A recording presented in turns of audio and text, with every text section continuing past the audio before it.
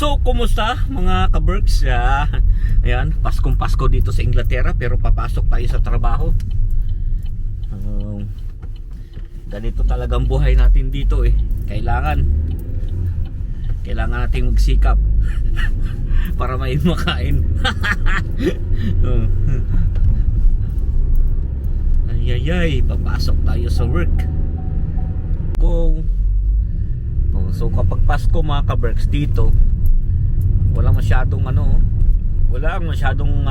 sasakyan sa kalsada. Tapos yung mga mall ay sarado dito. May mga restaurant, konti lang yung open. Ganon dito pag Pasko mga ka-Berks. Bukas, Boxing Day, ayan, alas 6 pa lang ng umaga o alas 7 ng umaga, may nakapila na yan sa mga mall. Kasi sabi nila bagsak presyo daw pagka tawag dito pagka Boxing Day, pero parang hindi naman. Ayan. Tingnan natin bukas at day off tayo bukas, so papasyal tayo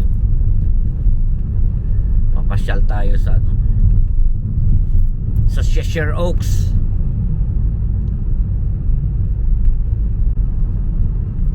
Kita nyo na yung Pasko dito malungkot.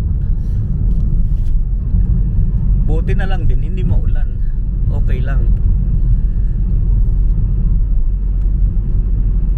Pero malamig 5 degrees pala, 5.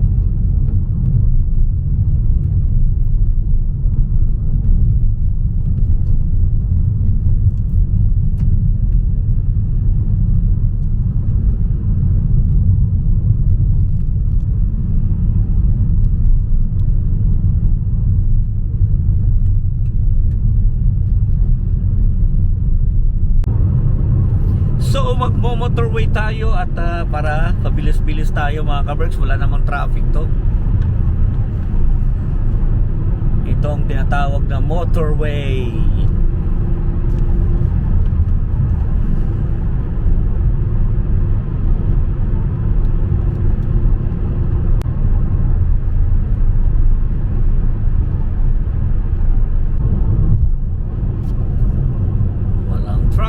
Walang traffic. Paskong Pasko, kailangan natin pumasok sa trabaho. Malapit na actually ako sa trabaho.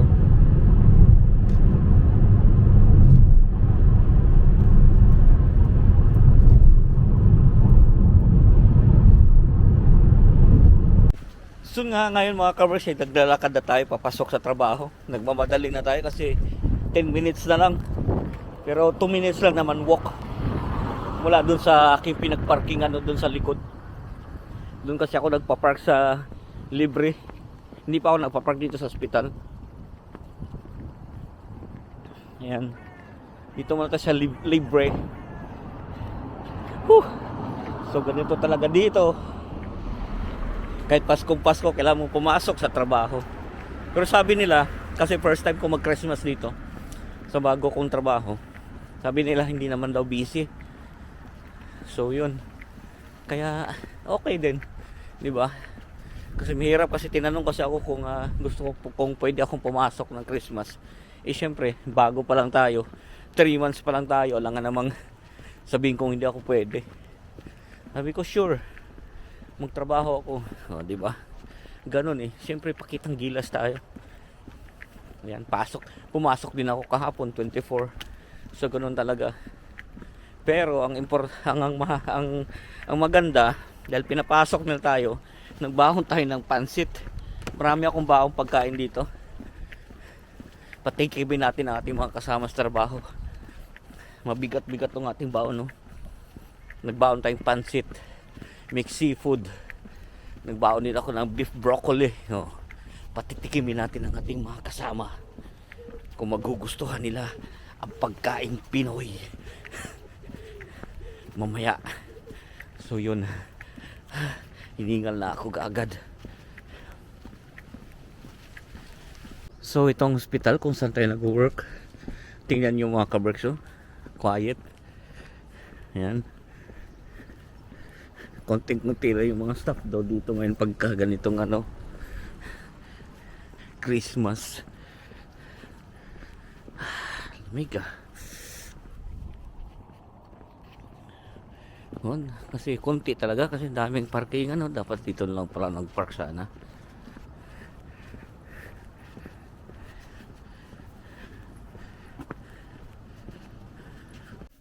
So yun mga kabers, dito na nga tayo. Makapagbihis natin ng ating uniform.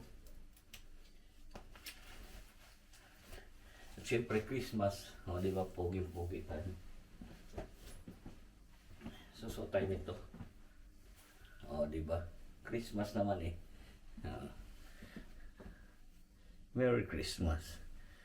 Tara, let's magsimula natin trabaho. Rat na naman. Kailangan. So wall naman natin nilinis mga ka-works. So hindi nagawa, isang oras pa tayo. Wall naman natin nilinis.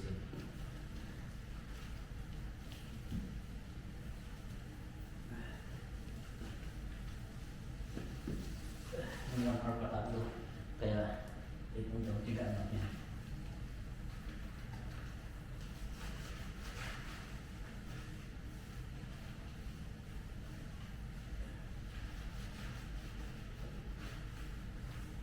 So ganito lang talaga trabaho natin dito, no?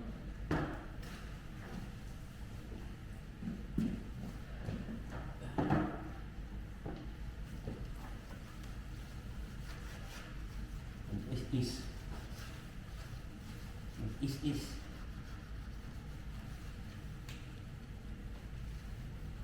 Ayan.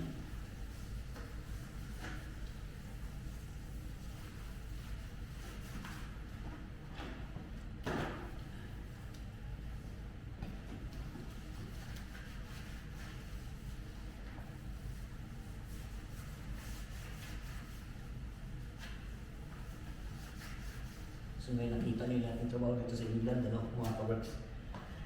Ganun kahirap kumita ng pounds. So yun mga ka-works, naglalakad na nga tayo pabalik sa car park. Ang dilim na, oh. Grabe, no? Kanina pagpasok natin makulimlim. Ngayon naman madilim na. So ganito lang talaga ang buhay natin dito sa England. Ayan.